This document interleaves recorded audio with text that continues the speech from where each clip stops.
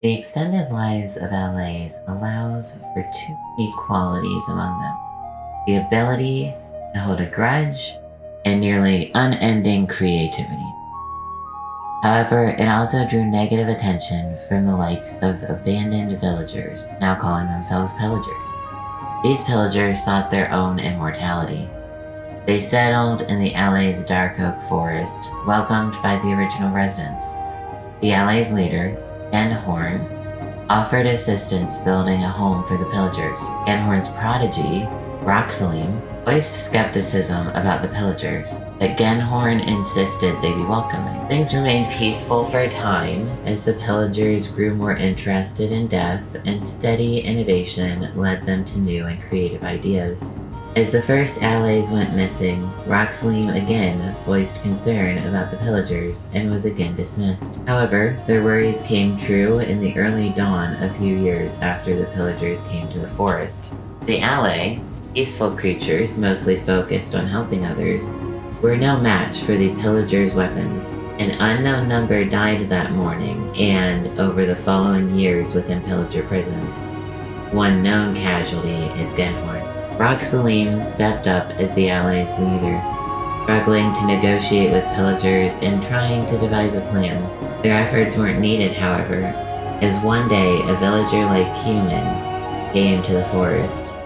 The pillagers fell to their hands easily, and upon finding the imprisoned Allay, they offered whatever aid was needed.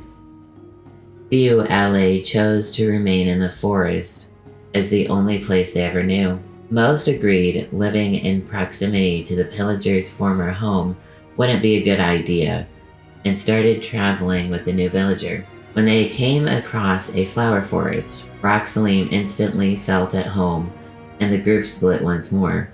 Only a couple went with the villager, wishing Roxalim and their community the best and promising to visit again one day. Roxalim and their tribe set up home in the caves under the forest. Decades within the pillager mansion meant the darkness was more comfortable for their eyes. Roxalim enjoyed flying among the flowers and tried to figure out how they could encourage other Allays to visit the surface. They started caring for the flowers, laying out paths to follow, and growing intentional beds of roses and tulips. Before long, they had a team of Allay helping cultivate the small woods. It was Roxalim's next idea that would change the trajectory for the Allays.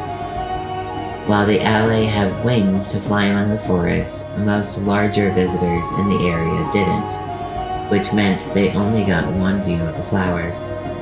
Roxalim got to work on a rail system, taken out of a nearby mine and expanded.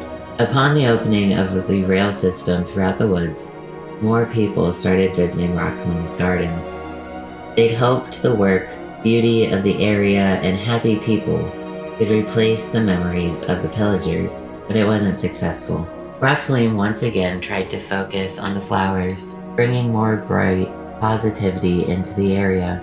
They started building large murals, spotlighting and highlighting individual flowers. Their art was limited and could best be viewed from far away, but it once again encouraged guests to return to the gardens.